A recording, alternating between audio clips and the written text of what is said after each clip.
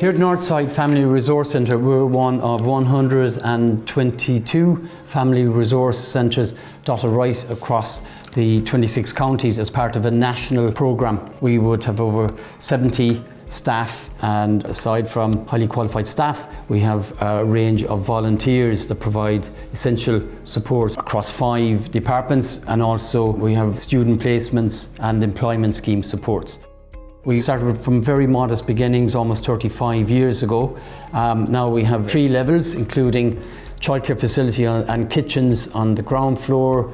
We have supports, counselling rooms and training groups then on the top 2 floors, and really we haven't enough space in the facility here, even though it is one of the larger in the country. The early years department provides services to approximately 200 children from 6 months to 5 years of age. The youth department provides support to young people from 5 to 21 years of age.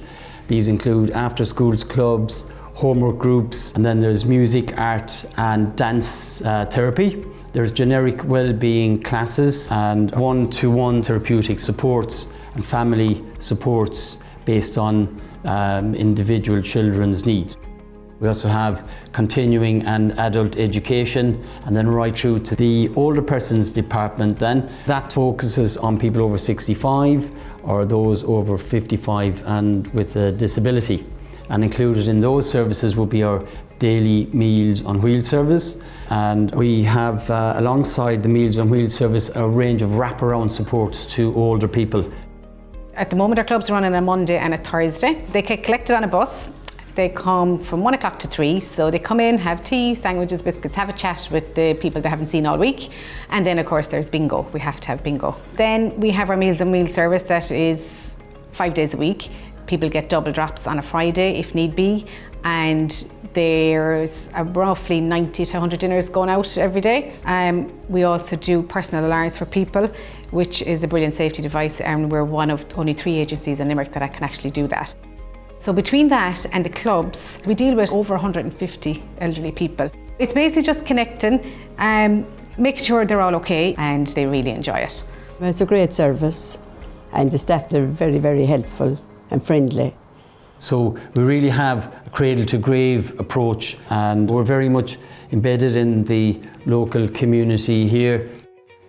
One of the key elements of the resource centre here is the vision of always moving on to new challenges in working with the community as to what they see as the local needs, and we will put significant effort into local consultations with residents, service users, stakeholders and our funding agencies and sources to look at having a joined up strategic 5-year plan of where the project will go over that period.